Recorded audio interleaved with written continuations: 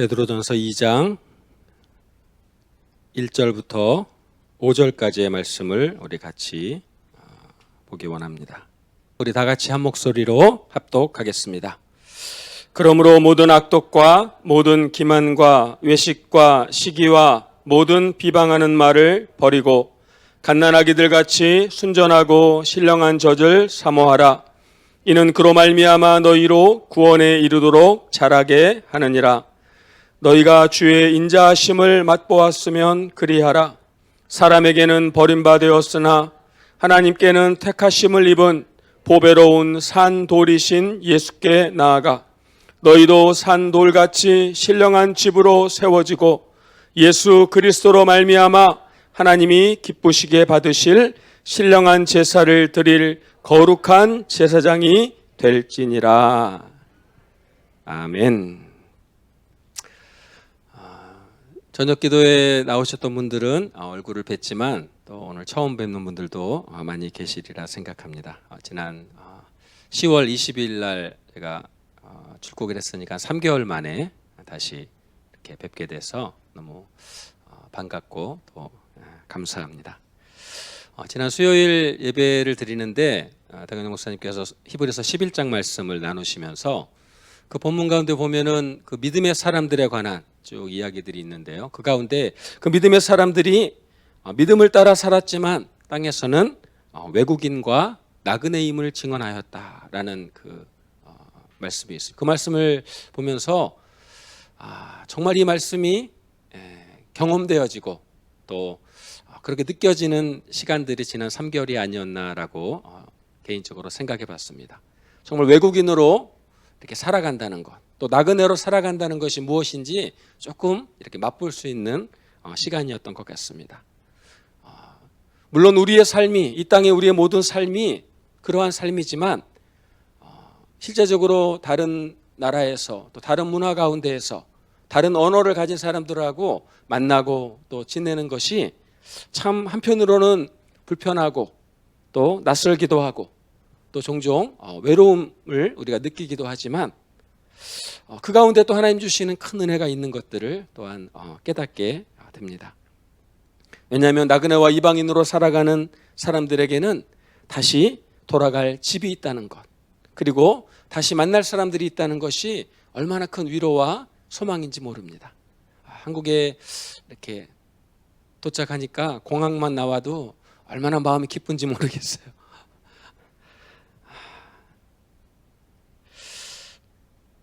성경은 하나님의 백성들의 삶이 이 땅에서 나그네로 이방인으로 살아가는 삶이라고 말씀하면서 그것은 우리에게 영원한 본향이 있는 것을 기억하라라는 하나님의 뜻이 있다라고 말씀합니다.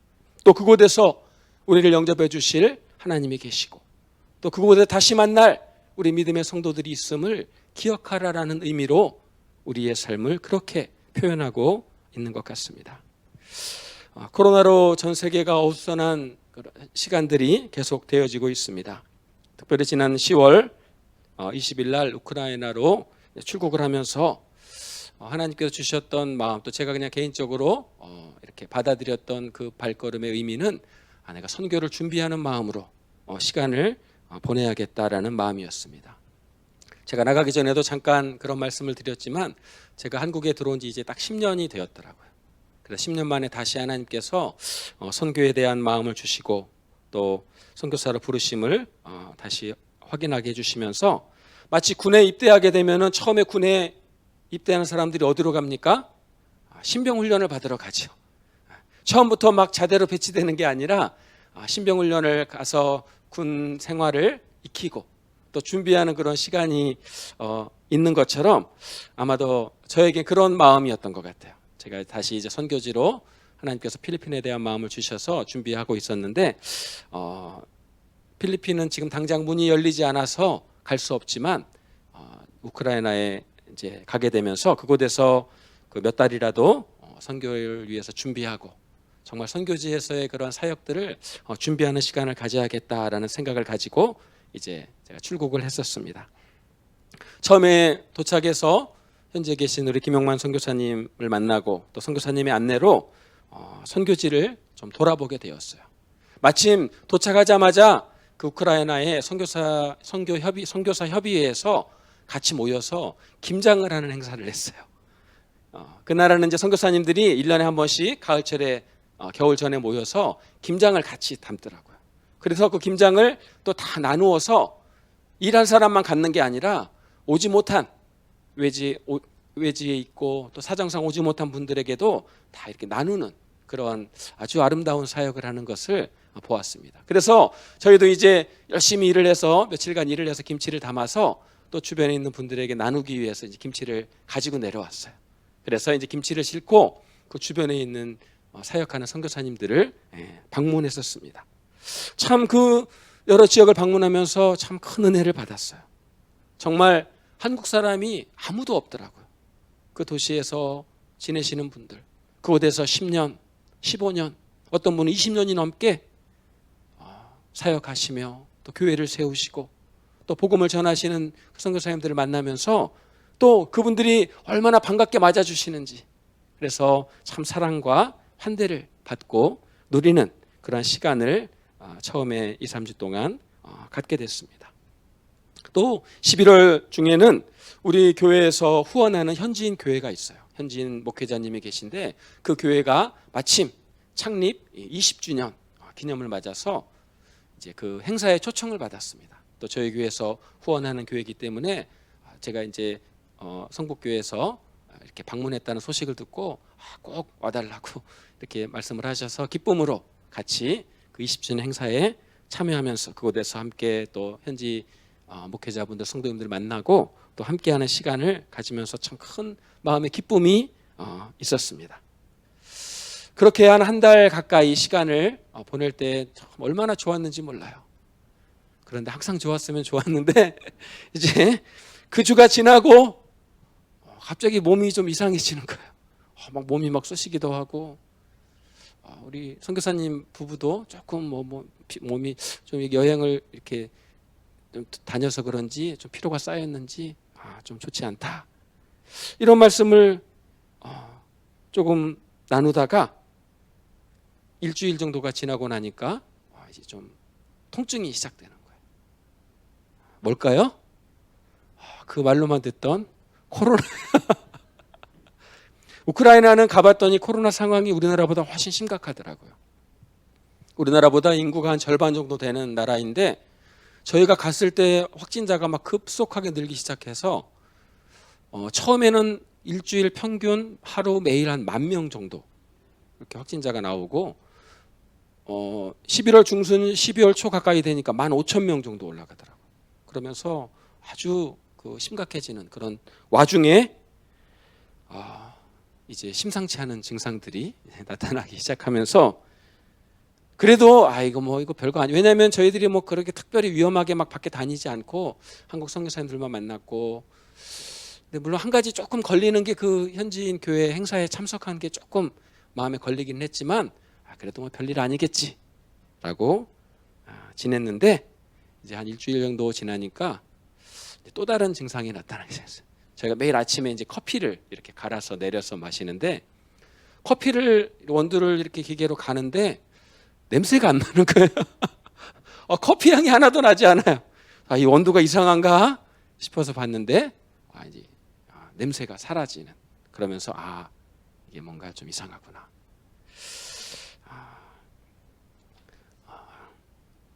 그러면서 이제 심증은 있지만 물증이 없었던 그 확신이 드디어 이제 코로나가 이제 감염된 것 같다라는 마음을 들으면서, 그 당시에 사실은 도착하자마자부터 키예프나 다른 도시에 있는 선교사님들이 코로나로 인해서 참 고생하시는 소식을 계속 들었었어요.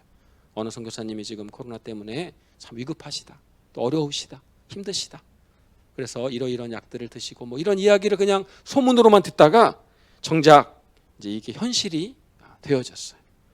그래서 급하게 이제 항생제도 좀 이렇게 하나씩 먹고, 또 비타민 먹으면 좋다니까 비타민도 먹고, 다행히 저는 큰 어려움 없이 그냥 며칠간 몸살 앓듯이 이렇게 앓고 그래도 이제 회복이 되면서 이제 그렇게 어려움을 겪지는 않았습니다. 그런데 이제 선교사님과 선교사님 사모님이 좀 증상이 점점 심해지셨어요. 집에 가셨다가 이제 그날은 이렇게 일어나지 못하시고 증상이 점점 심해지면서 그 증상이 점점 심해져서 결국은 정말 사경을 헤매는 상황까지 되었습니다. 아마 그 가운데서 저희 교회에도 아마 연락을 해서 성도님들이 함께 기도해 주셨던 그런 주간이 있을 거예요. 12월 한 중순쯤 좀 지나서 말이 되기 전에 그때쯤에 참 좀 위험한 고비를 이렇게 좀 지냈던 그런 때가 있습니다. 다행히도 이제 성도님들이 기도해 주셔서 또 많은 분들이 함께 또 도와주시고 함께 해주셔서 어려운 고비는 좀 이렇게 넘어서고 이제 제가 한국에 들어올 때 선교사님도 같이 들어오셔서 이제 조금 다시 치료를 받고 또 회복하고 계시는 그러한 소식을 들었습니다. 그 당시 상황이 얼마나 위급했는지 지금 그 이야기를 하면 서로 막 웃고 그렇지만 그 당시에는 정말 심각했어요. 그래서 하루는 사모님께서 이런 얘기 해도 되나 모르겠는데 사모님께서 그런 느낌이 드셨대요. 내가 오늘 저녁에 눈을 감으면 못 뜰 수도 있겠다. 그만큼 몸이 너무 힘들고 어려우신 거예요. 그래서 내가 눈을 감기 전에 우리 애들한테 전화라도 해야지. 그래서 전화하셔가지고 얘들아 엄마 없어도 너희들끼리 오해하며 잘 살아라. 그런 이야기까지 전할 정도로 상황이 어려웠어요. 그곳에서 의료 시설이 너무 열악하기 때문에 치료받거나 또는 다른 방법은 없고 이제 아는 의사 선생님을 통해서 약을 처방받고 이렇게 수액을 맞고 그런 치료를 좀 했지만 정말 그런 위험한 고비들을 넘기는 그러한 시간들이 있었습니다. 참 하나님은 정말 모든 일에 다 계획이 있으셨던 것 같아요. 감사하게도 저는 그렇게 심하지는 않고 이제 조금 빨리 회복되어서 선교사님이 한 달여 이렇게 사역하지 못하시고 완전히 이렇게 치료받아야 되는 그런 상황 가운데 함께 이제 센터에서 저희들이 이제 계속 진행되는 기도회와 또 수요 예배 또 주일 예배 이렇게 다 이렇게 같이 할 수 있도록 하나님께서 또 허락해 주셔서 크리스마스 전까지 그 사역들을 함께 섬길 수 있었고 그 시간들을 돌아보면서 참 하나님께서 필요한 때에 필요한 곳에 보내시는구나 라는 그러한 마음에 확신을 갖게 됐어요.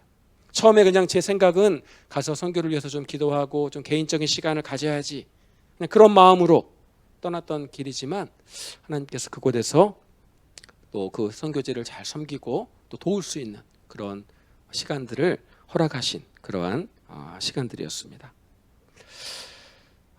가끔은 길이 있어서 또 그 길을 다 알아서 가는 것이 아니라 그냥 발걸음을 내어 디디면 그곳에서 하나님이 예비하신 길들이 보일 때가 있구나라는 것을 깨닫게 되었습니다. 요즘에 코로나로 인해서 정말 여러 가지 어려운 상황들, 정말 앞이 보이지 않는 상황들, 정말 길이 보이지 않는 그런 상황들이 있지만 그 가운데에서도 정말 주님 의지하고 믿음의 발걸음을 내어 디딜 때 하나님께서 그곳에 하나님 예비하신 은혜들을 채우실 줄로 믿습니다. 하지만 우크라이나에서 코로나로 인해서 어려운 시간을 보내면서 가장 크게 깨닫고 배운 것은 바로 하나님의 백성들이 하나님을 믿는 자들이 어떻게 살아야 되는가 하는 것입니다. 하나님의 교회가 어떻게 세워져야 되는 것인가 라는 그런 질문에 대해서 한 가지의 중요한 답을 깨닫고 배우게 되었습니다. 우리 성북교회 돌아와서 교회에 이렇게 붙어있는 표어를 보니까 예수 충만, 성령 충만 이렇게 표어가 돼 있고 그 아래 뭐라고 써 있죠? 교회가 세상의 소망입니다. 여러분들은 그 표어를 대하면서 어떤 마음이 드십니까? 아마 어떤 분들은 그렇게 생각하실지 모르겠어요. 교회가 정말 세상의 소망입니까? 어떻게 정말 교회가 세상의 소망이 되어야 할까요? 하나님의 교회를 이 세상의 소망으로 계획하시고 이 땅 가운데 허락하셨는데 우리가 그 하나님의 그 뜻과 하나님의 그 계획들을 우리가 정말 이루어가고 있는가? 우리가 정말 세상의 소망으로 이 땅의 교회를 세워가고 있는가? 뭐 이 땅의 교회까지 아니어도 우리 성북교회가 정말 이 세상의 소망으로 그렇게 하나님 앞에 세워져 가고 있는가? 우리의 모습을 돌아보고 정말 그 말씀을 이루는 그러한 한 해가 되기를 간절히 바라는 마음이 제 안에 이 표를 보면서 생겼습니다. 세상이 왜 교회가 세상의 소망입니까? 그것은 세상에 줄 수 없는, 세상에 있지 않은 그 무언가가 교회에 있기 때문이죠. 왜 교회가 세상의 소망이 될 수 있습니까? 그것은 세상에서는 볼 수 없는, 세상에서는 발견하지 못하는 그 보화가 교회 안에 있기 때문입니다. 우리가 그것을 깨닫고 붙들고 발견하게 될 때 참으로 하나님의 놀라운 은혜를 누리게 될 줄로 믿습니다. 그러한 생각에 대한 사실은 작은 해답을 우크라이나에서 있는 동안, 특별히 코로나로 인해서 정말 어려운 시간들을 겪는 동안 한 가지를 발견하게 되었습니다.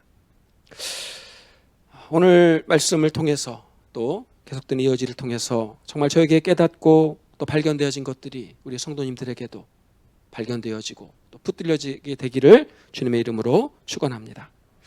오늘 본문 말씀은 베드로전서 2장 1절부터 시작합니다. 그 본문은 그러므로라는 말씀으로 시작됩니다. 그러므로라는 접속사는 앞에 나와 있는 어떤 말씀과 연결되어 있다는 것이죠. 오늘 1절 말씀에 그러므로 모든 악독과 모든 기만과 외식과 시기와 모든 비방하는 말을 버리라 라고 권면하면서 우리가 그렇게 버려야 되는 이유, 우리 안에 있는 모든 악함과 기만함과 외식함과 시기와 비방하는 말들, 그것이 우리 안에 여전히 남아있지 않습니까? 우리의 삶에 여전히 그 뿌리를 내리고 있지 않습니까? 그것을 우리에게 버리라 라고 말씀하시면서 그 이유가 바로 그러므로라는 접속사에 그 힌트가 담겨 있어요. 그 그러므로라는 이 접속사는 그 앞부분인 베드로전서 1장 마지막 부분의 말씀을 근거로 합니다. 1장 24절과 25절의 말씀, 그 말씀을 보면은요 이렇게 말씀이 기록되어 있습니다. 그러므로 모든 육체는 풀과 같고 그 모든 영광은 풀의 꽃과 같으니 풀은 마르고 꽃은 떨어지되 오직 주의 말씀은 세세토록 있도다 했으니 너에게 전한 복음이 곧 이 말씀이니라. 우리 육신을 포함해서 세상의 모든 것은 풀과 같고 이 세상의 영광은 다 풀의 꽃과 같다. 결국 어떤 것입니까? 풀은 마르고 꽃은 떨어지기에 다 헛된 것이라는 것이죠. 오직 무엇만이 영원합니까? 오직 주의 말씀만이 영원하다. 오직 주의 말씀만이 변함없이 세세토록 영원한 것을 기억하라라고 말씀합니다. 그러므로 이 세상의 것들은 다 풀과 같고 풀의 꽃과 같기에, 그러므로 이 세상의 것들을 위해서 우리가 악한 마음을 갖고 욕심을 갖고 외식하고 시기하고 나의 이름을 내세우려고, 내가 더 높아지려고, 내가 무언가 더 누리려고 그렇게 세상의 것들을 쫓으려는 그 세상의 모든 것들을 버리라라는 것이에요. 우리가 이 세상의 것들이 헛된 것임을 알면서도 쉽게 잊어버리기 때문에, 오직 주의 말씀만이 영원하고 그 말씀만 이루어질 것을 우리가 알면서도 쉽게 잊어버리기 때문에 우리의 마음에 악한 마음이 생기고 비교하는 마음이 생기고 시기하는 마음이 생기고 다른 사람을 비방하고 시기하고 다른 사람에게 그럴듯해 보이려고 위선과 외식을 하는 그러한 모습들을 우리가 여전히 행하고 있다는 것이죠. 그러나 우리가 이 세상의 것들이 풀과 같고 모든 것이 풀의 꽃과 같음을 기억할 때, 오직 주의 말씀만 이루어질 것이고 그것만 영원하다는 것을 기억할 때 우리 이 세상의 모든 죄악들을, 악독함들을 버리는, 그리고 이제는 하나님의 백성으로 하나님의 부르심을 위해서, 하나님의 뜻을 위해서 정말 세상의 소망이 되는 그러한 교회를 세워가는 그러한 놀라운 역사를 이루게 그렇게 되어질 줄로 믿습니다. 우리가 세상 가운데 종종 그런 얘기를 듣습니다. 예수님의 가르침은 참 옳지만, 성경의 말씀들은 참 좋지만 그리스도인들의 삶이, 또 교회의 모습이 본이 되지 못하는, 뉴스거리가 되어버리는, 사람들의 비난거리가 되어버리는 그런 모습들을 우리가 얼마나 자주 대하게 됩니까? 너무나 안타까운 모습들을 우리가 너무나 보게 됩니다. 하지만 저 여러분이 정말 주님 앞에서 오늘 주신 이 말씀을 붙들고, 이 세상의 것들이 참으로 풀과 같고 세상 영광이 풀의 꽃과 같을진데 그 모든 것들이 다 헛되어지고 주님 앞에 다 불살라질 것인데, 우리가 그것들을 위해서 살아가는 인생이 아니라, 그것들을 붙들려고 애쓰는 인생이 아니라 오직 주의 말씀을 붙들고 그 말씀을 이루어가는 그러한 복된 삶으로 살아가게 되시기를 주님의 이름으로 축원합니다. 우리의 소망이 오직 하나님께 있고 내 삶의 주권이 오직 하나님께 있음을 우리가 인정하고 정말 하나님의 말씀에 순종하는 그런 은혜가 있기를 간절히 원합니다. 그렇다면 우리가 어떻게 우리의 소망이 정말 하나님께 있음을 알 수 있을까요? 우리가 어떻게 정말 하나님의 백성으로 살아가고 있는 것을 증거할 수 있을까요? 우리가 어떻게 세상 사람들에게, 어떻게 이 세상 가운데에서 소망을 보여줄 수 있을까요? 요한일서 3장 14절은 우리에게 이렇게 말씀합니다. 우리는 형제를 사랑함으로 사망에서 옮겨 생명으로 들어간 줄을 알거니와 사랑하지 아니하는 자는 사망에 머물러 있느니라. 바로 우리가 하나님의 그 계명을 쫓아, 하나님 예수님께서 우리에게 주신 가장 중요한 계명을 쫓아 그 사랑의 계명을 우리의 삶 가운데 이루어갈 때, 그 계명을 우리가 깊이 깨닫고 그 계명에 순종하는 삶을 살아가게 될 때, 왜냐하면 그러한 사랑은 이 세상에 없기 때문에, 그러한 헌신과 그러한 희생은 이 세상에서는 찾아볼 수 없기 때문에, 우리가 교회 안에서 하나님의 백성의 삶에서 그러한 헌신과 희생과 나눔과 베품과 내어줌을 기꺼이 우리가 살아갈 때, 이 세상은 교회를 통해서 소망을 보게 될 것입니다. 교회는 이 세상의 소망이 될 것이고, 이 세상이 아무리 약해져 가고 아무리 무너져 갈지라도 하나님의 교회를 보면서 소망을 품고 하나님의 교회를 통해서 위로를 얻는 그런 은혜가 있게 될 줄로 믿습니다. 그 사랑이 우리의 신앙의 열매이고 우리의 구원의 증거이고 바로 우리가 하나님의 백성이라는 표징이며 교회가 세상의 소망이 되는 근거입니다. 그래서 사랑은 죽음보다 강하다라고 성경은 말씀하고 있고, 그 사랑이 우리의 모든 연약함과 우리의 죄악을, 우리의 허물을 그 사랑으로 다 덮는다라고 성경은 말씀하고 있습니다. 그 사랑이 바로 무엇일까요? 바로 주님이 우리에게 보여주신 그 십자가의 모습, 십자가를 통해서 우리에게 보여주신 그 내어줌, 자기의 삶을 다른 사람들을 위해서 내어줌이 바로 사랑이 아니겠습니까? 우리가 그 사랑을 우리의 삶 가운데 배울 수 있을 때, 그리고 그 사랑을 우리가 행할 수 있을 때, 나의 삶을 통해서 그 하나님의 사랑이 이 땅 가운데 흘러갈 수 있을 때, 우리가 그 사랑의 통로가 되고 사랑의 도구가 되어질 수 있을 때, 그때 세상은 소망을 보게 되는 것입니다. 우리가 어떻게 그러한 사랑을 할 수 있을까요? 우리가 우리의 모습을 알지 않습니까? 우리 안에 그러한 사랑이 없는 것을 우리가 알고 있어요. 우리 안에는 그렇게 살아갈 만큼의 그러한 힘이 우리에게 없는 것을 우리가 알고 있습니다. 우리도 알고 주님도 하세요. 하지만 주님이 우리에게 그러한 사랑을 명하신 것은 그러한 사랑을 할 수 있는, 그러한 사랑으로 살아갈 수 있는 그러한 길을 우리에게 준비해 주신 것이죠. 그래서 오늘 2절 말씀 우리에게 이렇게 말씀합니다. 갓난아이들 같이 순전하고 신령한 젖을 사모하라. 이는 그로 말미암아 너희로 구원에 이르도록 자라게 하려 함이라. 신령한 젖을 사모하라. 바로 영의 양식이죠. 특별히 그 신령한 저 영의 양식을 사모하는 것, 그것을 어떻게 표현하고 있습니까? 마치 갓난 아기들 같이, 갓난 아이들이 그 젖을 찾고 젖을 그 간절히 바라는 그 간절함으로 그렇게 비유를 들면서 그러한 마음으로 영적인 양식을 찾고 구하라라고 말씀합니다. 말씀이, 그 말씀을 우리가 구할 때, 우리가 그 말씀을 먹게 될 때, 그 말씀을 나의 것으로 취할 때, 그 말씀이 우리의 영혼 가운데 들어오게 될 때, 그 말씀이 우리 안에 하나님의 생명을 충만하게 해주시고, 그 말씀이 우리 안에 주님의 사랑을 부어주시고, 결국 우리로 구원에 이르는 놀라운 역사를 이루게 하시는 줄로 믿습니다. 우리 힘으로 어찌 구원의 길을 걸을 수 있겠습니까?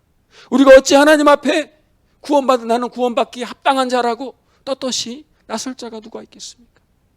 우리가 연약하고 부족하고 넘어질 수밖에 없고, 여전히 우리 안에 욕심이 있고 이기심이 있고 악함이 있지만, 오늘 주신 말씀처럼 주의 말씀이 영원하게 우리의 모든 악함을 버리고 우리의 모든 시기와 비방하는 말들을 주님 앞에 내려놓고 오직 신령한 그 영의 양식을 우리가 사모함으로 간절히 찾을 때, 그리고 그것을 나의 영의 양식으로 먹고 대할 때, 우리 안에 하나님의 구원의 역사가 이루어지는, 우리 안에 주님의 사랑이 부어져서 주님의 사랑의 통로가 되어지는 그러한 놀라운 역사가 있게 될 줄로 믿습니다. 그러면서 4절 말씀에 사람에게는 버림받았으나 하나님께는 택하심을 입은 보배로운 산돌이신 예수께 나아가라. 사실은 신령한 젖을 사모하라라는 말씀과 동일한 맥락의 말씀입니다. 하나님께 택하심을 입은 보배로운 산돌이신 예수께 나아가라. 말씀이신 예수 그리스도, 진리이신 예수 그리스도, 말씀으로 이 땅에 오셔서 그 말씀을 우리 가운데 보여주신 그분께로 우리가 나아갈 때 그곳에 하나님의 역사가 있게 되는 줄로 믿습니다.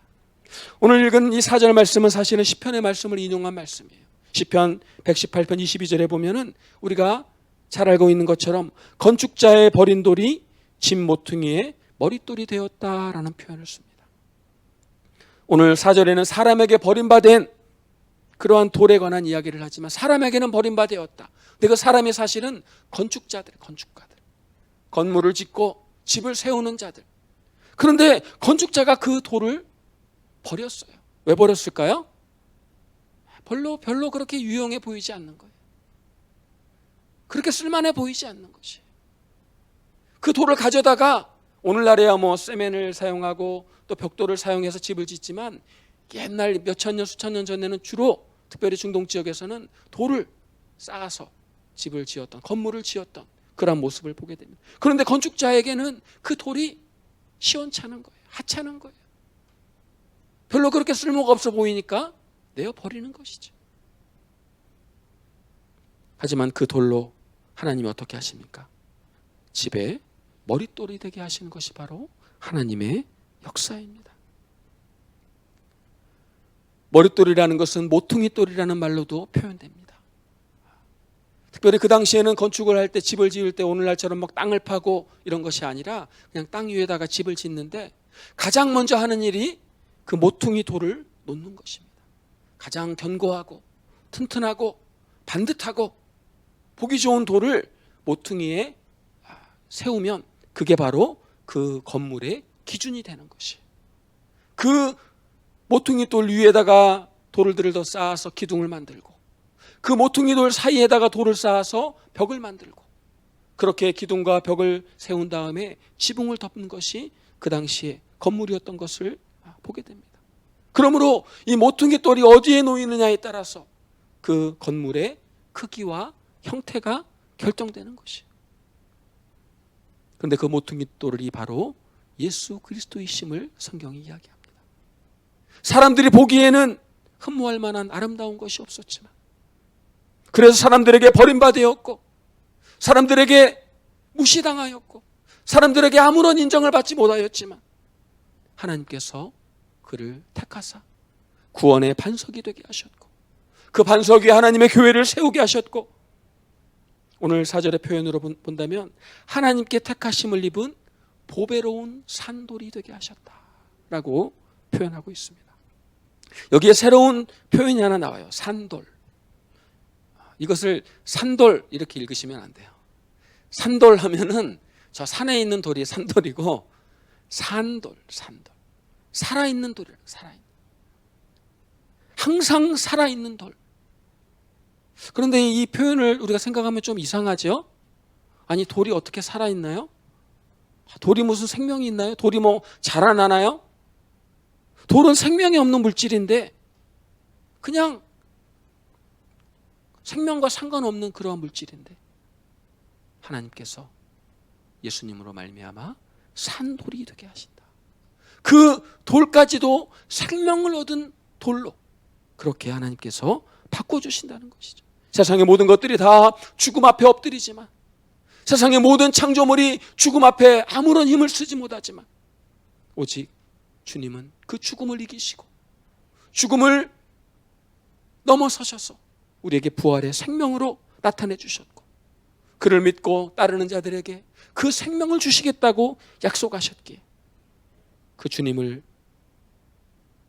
산돌이라는 이 세상의 차원과 다른 새로운 차원의 그러한 존재이심을, 새로운 그러한 생명이심을 우리 가운데 보여주고 있고, 더 놀라운 것은 그 예수님을 믿고 따르는 자들을 산돌로 만들어 주신다는 것이죠. 특별히 다니엘서 2장에 보면 다니엘의 환상 가운데 아주 놀라운 그런 환상의 장면이 펼쳐집니다. 우리가 잘 알고 있는 다니엘서의 대표적인 환상이 큰 신상의 환상이지 않습니까? 큰 신상이 서는데 그 신상은 인간의 앞으로의 그런 역사를 상징하는, 보여주는 그러한 신상이었죠. 그런데 그 신상 가운데 성경의 표현으로는 손대지 아니한 돌이 나와서 이렇게 표현돼요. 손대지 아니한 돌. 이전에 지금 개역개정 성경 말고 이전에 개역 성경에 보면은 그 돌을 뜨인 돌이라 표현합니다. 뜨인 돌. 돌이 날라오는 거, 날라다니는 돌이. 뭐 영화에서나 나오는 것 같죠? 돌이 그냥 자기 혼자 날라와요, 날라와. 사람의 손대지 아니한 그 어떤 돌이 날아와서 어떻게 합니까? 그 신상을 깨뜨려 버려요. 그 신상을 부숴버려요. 그 뜨인 돌이 바로 산돌의 모습이 아닐까 생각합니다. 이 세상의 우상을 깨뜨리는, 이 세상의 죽음을 깨뜨리는, 이 세상의 모든 높아진 것들을 다 무너뜨리는 그 산돌이신 예수님. 그러면서 하나님의 택하심을 입은 보배로운 산돌이신 예수께 나아가라. 어린아이가 신령한 젖을 간절히 사모하듯이 그 사모함을 가지고 그 말씀을 향해서 나아가는데, 그것은 바로 보배로운 산돌이신 예수께로 나아가는 것이고, 그러할 때 우리도 5절 말씀에 뭐라고 합니까? 우리도 산돌같이 신령한 집으로 세워지고 하나님이 기쁘시게 받으실 만한 신령한 제사를 드릴 제사장이 될 것이다. 여기에 바로 우리가 교회를 어떻게 세워야 되는지에 대한 힌트가 있지 않나 생각합니다. 저와 여러분들이 산돌이신 예수 그리스도께로 나아갈 때, 그리고 우리도 산돌같이 되어서 우리 안에도 예수님의 생명이 충만해져서, 우리 안에도 예수의 영이 충만해져서, 우리도 성령으로 충만하여져서 주님의 그 신령한 집을 세워나갈 때 하나님이 기쁘시게 받으실 만한 신령한 제사를 드릴 수 있는 제사장의 놀라운 그러한 직분을 우리에게 허락하시는 줄로 믿습니다.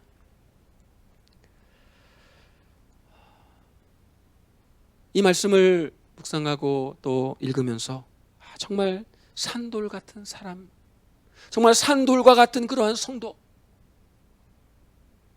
저 여러분들이 정말 산돌과 같은 그러한 삶을 살아갈 때 하나님께서 하나님의 거룩한 집을 세우시겠구나라는 그런 확신이 들었습니다. 그러면서 한 사람이 떠올랐어요. 사실은 김용환 선교사님이 코로나로 인해서 힘든 시간을 한 2, 3주는 정말 힘든 시간을 보내셨어요. 정말 잘 움직이지도 어려울 만큼 그렇게 힘든 시간을 보내는 중에 이제 나중에 나누시는 말씀이 참 이 일로 인해서 너무 감사하다라는 고백들을 하세요. 왜냐하면 하나님이 나를 얼마나 사랑하시는지를 정말 깊이 깨닫게 되었고 그 하나님의 사랑을 주변에 있는 많은 사람을 통해서 느끼게 됐다는 것이. 하나님의 사랑은 누구를 통해서 전해집니까? 사실은 하나님이 택하신 하나님의 백성들을 통해서 전해지는 것이. 하나님의 한량없이 우리를 사랑하시지만 그 사랑의 통로가 되어줄 사람이 있을 때 그 사랑이 느껴지고 경험되어지지 않습니까? 정말 많은 분들이 그렇게 정말 사랑으로 함께 해주셨습니다. 우크라이나에 계신 선교사님들이 금식하면서 릴레이로 24시간을 기도해 주시고, 또 어떤 분들은 정성스럽게 막 반찬을 이렇게 만드셔가지고 택배로 보내기도 하시고, 어떤 분은 거기 우리 그 있었던 도시에서 차로 안 쉬고 오면 한 8시간 걸리는 곳에 계셔요. 저희가 이제 전에 김치를 배달하러 이제 거기까지 갔었었는데 그때는 제가 몇 번 쉬면서 이렇게 갔었거든요. 그 선교사님이 이 소식을 들으시더니 집에 자기가 이렇게 치료받는 그런 안마기가 있는데 지금 우크라이나에 다른 뭐 치료 방법이 없으니까 이거라도 좀 해보면 어떻겠냐라고 하면서 8시간을 차를 타고 오셨어요. 그리고 그걸 내려놓고 돌아가셔요. 8시간. 정말 사랑으로 오신 거죠. 그렇게 많은 분들이 사랑으로 섬겨주셨지만 그 가운데에서 저희 그 자포리자에서 1시간 정도 거리에서 사역하셨던 우리 순복음에서 파송했던 김미정 선교사님이라는 분이 계세요. 아마 저희 교회에도 이전에 오셔서 키 조그만하셨던 여자 선교사님 기억하실지 모르겠어요. 이렇게 통역도 하시고 하셨던 선교사님이 물론 가깝게 이렇게 지내고 또 교제도 하셨지만 정말 상황이 어렵다는 얘기를 들으시고 막 달려오셨어요. 여러분, 코로나 걸리면은 그 집에 들어가면 됩니까? 안 됩니까? 우리나라 같으면 난리가 나죠. 뭐 만나는 것뿐만이 아니라 뭐 이렇게 뭐 부모님도 못 뵈게 하는 이런 우리나라 그런 상황이지 않습니까? 뭐 장례가 나도 뭐 가지 못하는 상황이지 않습니까? 근데 선교사님이 오셨어요. 그냥 잠깐 이렇게 들여다보러 오신 게 아니라 짐 싸가지고 오셨어요. 그래서 선교사님 집에 들어가셨어요. 그래서 거기서 같이 생활하셨어요. 음식도 해드리고 또 막 움직이기도 어려우시니까 도와드리고 또 필요한 약이 있으면 사다 드리시고.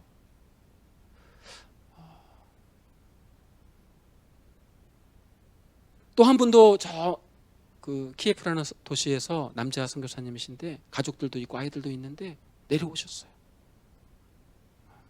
그분이 이제 조금 이렇게 침 놓고 하는 그런 사역을 좀 하시는데 뭐 효과가 얼마나 있을지 없을지 모르겠지만 제가 이거라도 좀 하고 싶습니다 라고 오셔가지고 그 집에서 같이 주무시면서 같이 지내시면서 며칠을 침을 놓고 마사지 해드리고, 이분이 조용히 이렇게 내려오셨는데 나중에 그 소식이 전해졌어요. 키예프에 계신 분들한테. 그랬더니 사람들이 다 뭐라 그랬을까요? 저 선교사님 미쳤나? 제정신인가? 그런데 두 분이서 오셔서 정말 헌신적으로 사랑으로 두 분이 그런 얘기를 하세요. 코로나 그냥 각오하고 왔습니다. 걸리더라도 이제 걸려서 너무 아프면 폐가 되니까 그때는 가야죠. 그래도 제가 하나님이 그런 마음을 주셔서 제가 왔습니다. 그리고 함께 이렇게 지내시면서 돕고 섬겨주셨어요. 나중에 조금 치료되신 다음에 선교사님이 나오셔서 그런 얘기를 하세요. 이 코로나 걸려보니까 증상이 심하면 아파서 정말 죽는 게 아니라 영양실조로 못 먹어서 죽겠다고. 왜냐하면 이게 누워서 아무것도 못하니까 나가서 누가 밥을 해서 밥을 차려서 음식이 있어도 먹을 수가 없다는 거예요. 또 뭐 냄새도 안 나고 아무 입맛도 없기 때문에 입에 들어가지가 않는다는 거예요. 그런데 옆에서 그냥 차려서 정성으로 막 입에 떠서 먹이시고 드셔야 된다고, 먹고 힘내야 된다고. 그래서 먹었다는 거예요. 그리고 결국은 회복이 되시면서 힘을 얻어서 결국은 이제 한국까지 오실 수 있는 그런 힘을 얻게 되었습니다. 그러한 모습이 산돌과 같은 삶이 아닐까.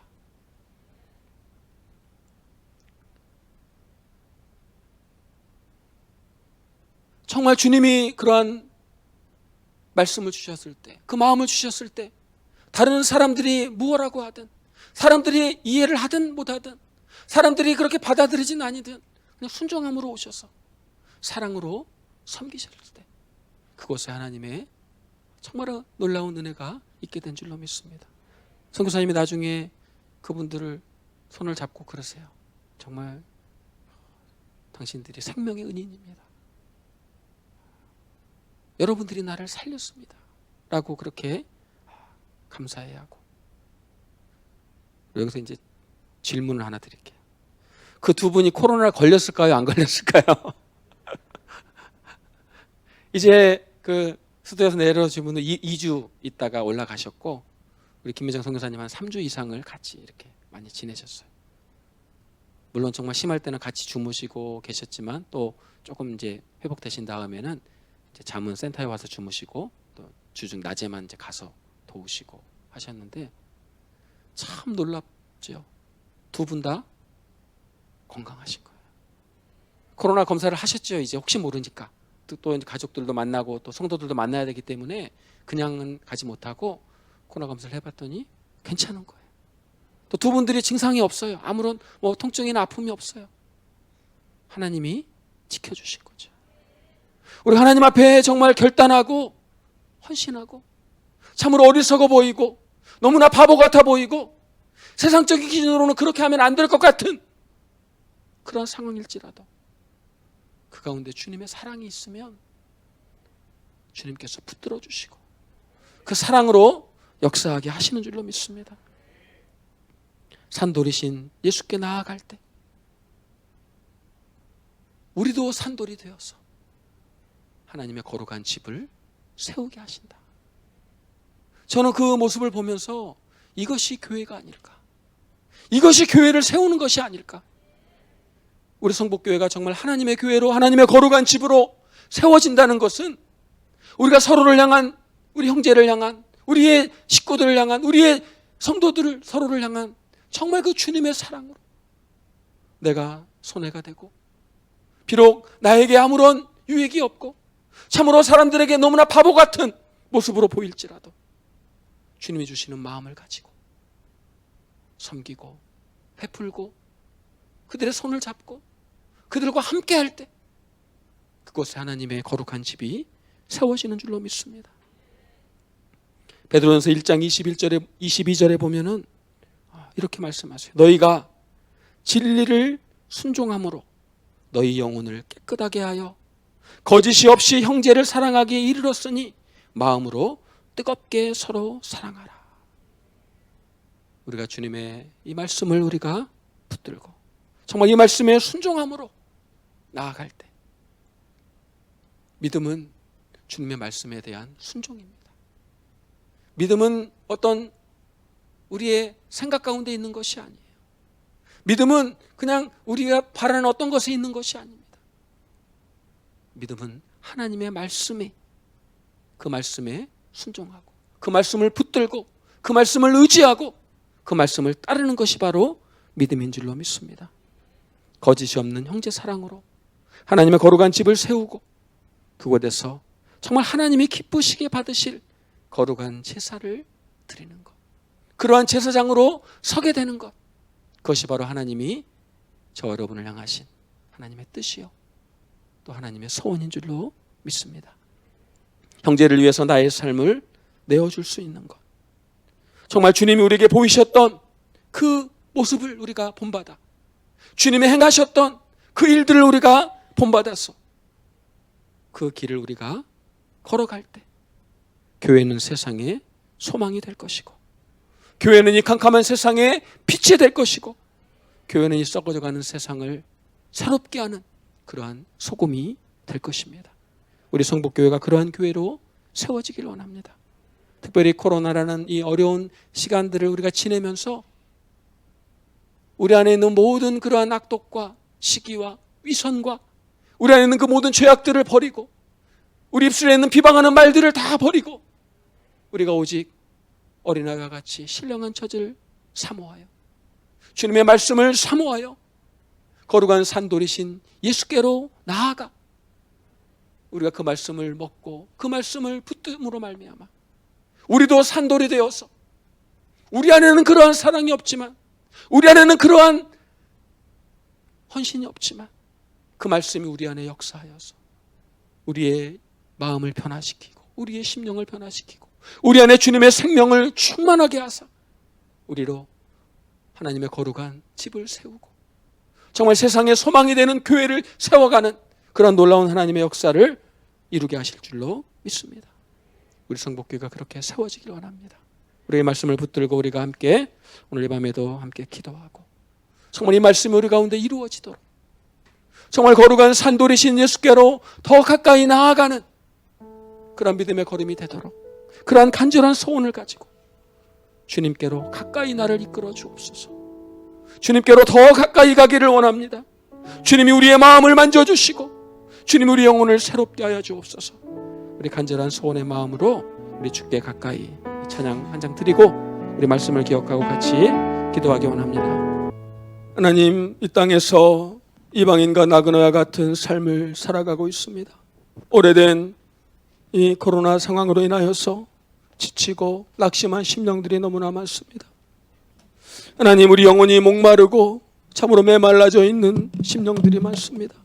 주여, 아버지, 주님의 이름을 부르며 거룩한 산돌이신 예수께 나아가라 주님이 말씀하셨사오니 오늘도 주님의 말씀 붙들고 주님의 십자가를 바라보며 나아갈 때 주여, 주의 성령으로 다시 한번 우리의 심령을 새롭게 하여 주시고 하나님, 주님의 십자가의 보혈로 다시 한번 우리 영혼을 깨끗게 하여 주셔서 우리 안에 있는 모든 악독과 시기와 모든 위선과 모든 교만함과 모든 비방하는 말들을 다 내어버리고 오직 어린아이와 같이 신령한 젖을 간절히 사모하며 주의 말씀을 사모하며 말씀을 향해서 나아가는 주의 백성들 되게 하여 주옵소서.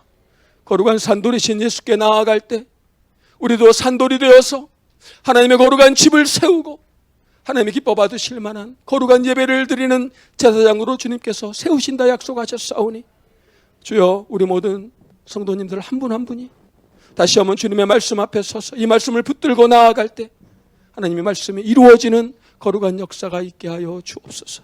우리 성북교회가 참으로 주님의 그 사랑으로 말미암아 하나님의 그 거룩한 교회로 세워져가는 그러한 놀라운 역사가 있게 하여 주옵소서. 하나님, 이 말씀이 우리 교회 가운데 이루어지게 하여 주셔서 참으로 예수로 충만하고 성령으로 충만하여져서 세상에 소망이 되는 교회로 세워지는 놀라운 역사를 이번 2021년도 한 해 이루어갈 수 있도록 하나님 은혜를 베풀어 주시옵소서. 특별히 세우신 우리 정재명 당회장 목사님, 하나님께서 성령으로 기름 부으사 그 입술에 선포되어지는 말씀으로 인하여서 교회가 든든히 세워져 가게 하시고 우리 모든 교역자들과 우리 모든 처직들과 우리 모든 성도들이 참으로 한 마음이 되어서 전심으로 주님을 향해서 나아갈 수 있는 거룩한 산돌이신 예수께로 나아갈 수 있는 믿음의 발걸음이 있게 하여 주옵소서. 오늘도 이 밤에 가지고 놓은 모든 우리의 인생의 무거운 짐 주님 앞에 다 믿음으로 내려놓았사오니 하나님, 세상의 헛된 것들 구하지 않게 하시고 오직 주님만을 구하고 오직 주님만을 바라볼 수 있는 귀하고 놀라운 은혜가 있게 하여 주옵소서. 모든 것 주님께 감사를 올려드리며 우리를 구원하신 예수님 이름으로 기도합니다. 아멘.